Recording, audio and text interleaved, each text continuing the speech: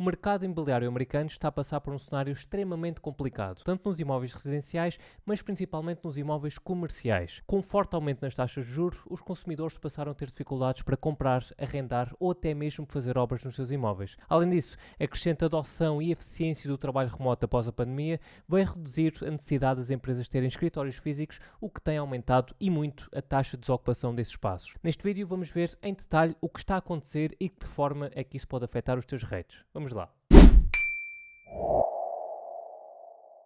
Riquinho, antes de avançarmos, carrega no botãozinho de like que está aqui em baixo do vídeo. Para ti não custa nada, mas para nós que reunimos toda esta informação valiosa para ti é mesmo muito importante. O mercado imobiliário americano foi fortemente impactado pelas mudanças nas taxas de juros ao longo dos últimos 2 anos. Alguns agentes imobiliários começam a admitir que estamos a entrar numa recessão ou até numa depressão imobiliária. A Bloomberg lançou este mês um artigo onde afirma que os compradores de imóveis em todo o país estão a começar-se a revoltar contra os preços altos das casas.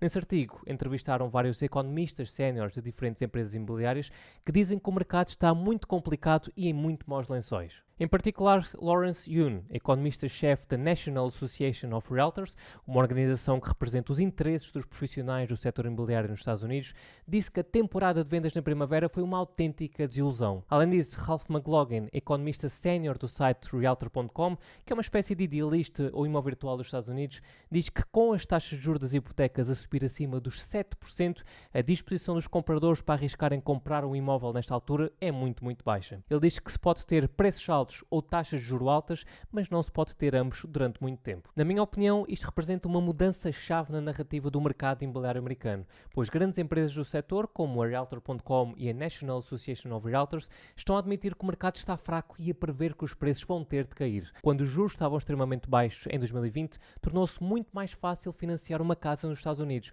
o que resultou num pico de 1 milhão de casas novas vendidas apenas no mês de outubro de 2020.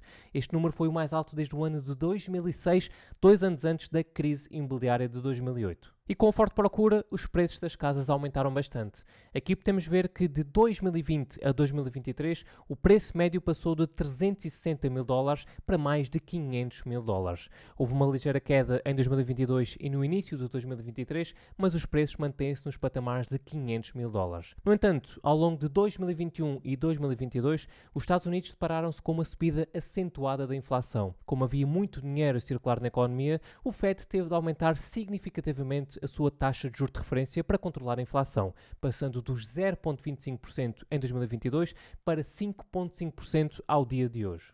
Neste gráfico podemos ver a taxa de hipoteca de 30 anos, que é a taxa mais comum lá nos Estados Unidos. Em 2021, quando a taxa de juros estava baixa, eles pagavam em média 2,8% a 3% num financiamento imobiliário. Atualmente, em 2024, essa taxa ronda os 7%. Com esta combinação de aumento nos preços e aumento nas taxas de hipoteca, tornou-se muito mais difícil comprar um imóvel nos Estados Unidos, o que gerou uma forte contração nas vendas. Podemos ver aqui que a venda de casas novas nos Estados Unidos caiu bastante de outubro de 2020 até hoje, passando de 1 milhão de casas vendidas, onde atingiu um pico no só mês, para 634 mil casas. A mesma coisa aconteceu com a venda de casas existentes, ou seja, casas que já existiam e que foram revendidas. Vemos aqui no gráfico que também houve uma queda muito forte de janeiro de 2022, onde se vendeu mais de 6 milhões de casas para pouco mais de 4 milhões a abril deste ano. Além disso, e como podes ver aqui na imagem, a quantidade de pedidos de hipoteca para comprar uma casa está num nível que não se via desde 1995. É realmente impressionante, não é? Este é sem dúvida um dos números que mais me impressionou e até assustou. Com tudo isto a acontecer, o número de imóveis para venda no mercado tem vindo a aumentar gradualmente nos últimos 2 anos e a uma velocidade muito alta. No mês de maio deste ano estavam 787 mil imóveis no mercado e no mês homólogo estavam 582 mil. É um aumento de 35% em apenas um ano. Então, dá para perceber que o cenário atual do mercado imobiliário americano é bem pior do que nós imaginávamos, não é? As casas estão muito caras, a taxa de financiamento está muito alta, o que tem levado a uma contração nas vendas. Passando agora ao setor comercial. Com a adoção do trabalho remoto pelas empresas depois da pandemia, a procura por escritórios caiu significativamente. Cada vez mais as empresas estão a avaliar os custos e a necessidade de manterem as suas operações em escritórios, sobretudo quando os funcionários apresentam uma performance melhor em teletrabalho do que presencialmente. Até 2020, a percentagem de escritórios desocupados rondava os 12%. Atualmente está nos 17%. É um aumento bastante grande e que não parece ficar por aqui, dado o crescimento que se tem observado de trimestre para trimestre. E isso, obviamente, recentemente tem vindo a afetar alguns rates do setor de escritórios. Um deles é o rate Highwoods Properties, que nos últimos 5 anos viu as suas ações caírem mais de 40%. Podemos ver que a taxa de ocupação dos imóveis tem vindo a cair ao longo dos anos. Ela rondava os 90% a 93% e em 2024 perspectiva-se um valor entre 87% e 89%. Isto acontece sobretudo porque os inquilinos deste rate pertencem a setores que permitem a adoção do teletrabalho, como o setor financeiro, bancário, seguros e tecnologia. Por outro lado, temos rates do mesmo setor de escritórios, como o Alexandria, que não tem sido tão afetado, pois utiliza uma estratégia um bocadinho diferente. Podemos ver na composição dos setores dos seus inquilinos que grande parte está relacionado com investigação e desenvolvimento na área de saúde e biotecnologia.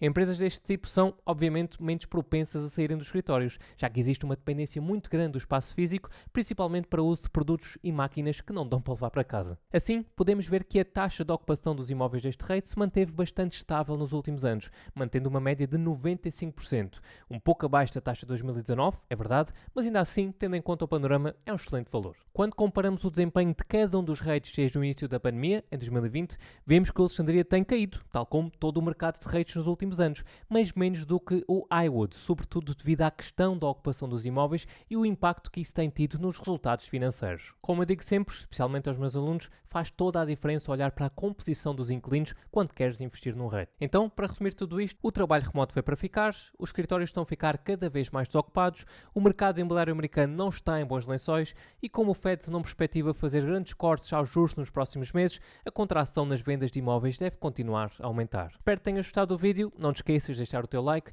e diz-me aqui em baixo nos comentários se achas que o mercado imobiliário americano vai ter um grande crash nos próximos tempos ou não. Diz-me aí que eu quero saber. Um abraço e bons investimentos.